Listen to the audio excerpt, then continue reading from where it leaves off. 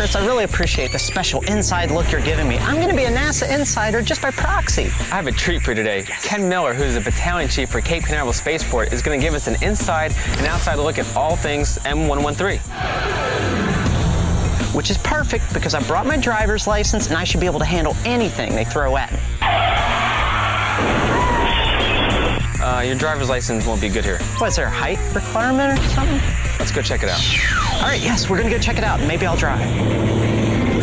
The M113 is used for the pad rescue team to extract flight crew members, close-up crew members, or final inspection team members during a launch flow.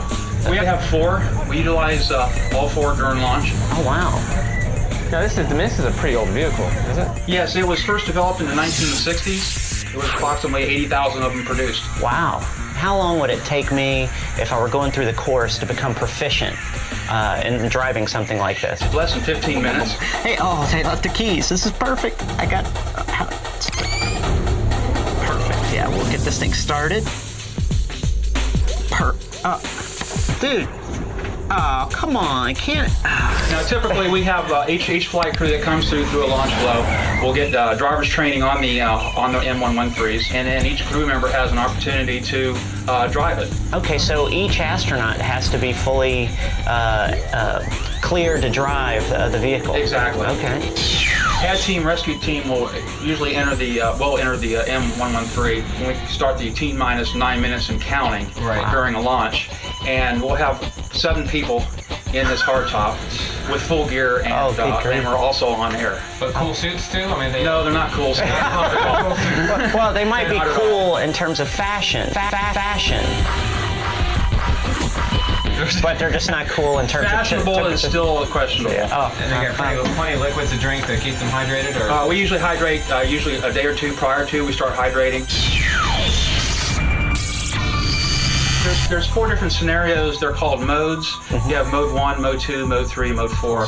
Mode 1, mode 3 are flight crew members only. Mode 1 would be for self-egress of the flight crew, that they actually get out of the ship themselves. Oh, and they travel down the baskets? They would self-egress by the direction of the NASA test director. Right. They would exit the ship, go to the slidewire basket, release the baskets, and go to the slidewire termination area. Okay. We have one of these positioned at the bunker in case the NTD directs them to exit the pad area. Right. They've been trained to drive the hardtops, and then they can egress the pad area. Perfect. Okay, wonderful.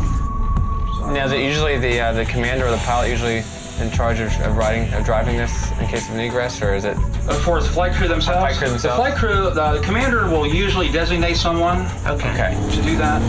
And of course, they'll be in communication with the NASA test director also, to where they need to go and which direction they need to go to egress. So he probably sits there and evaluates their scores when they were doing the testing, and if you did poorly, you're not driving. Well, I think it's more of a mental score. Oh, yeah, I think, and you're correct. I think he makes notes of the different proficiencies in the driving. But I might say all the flight crew members do extremely well.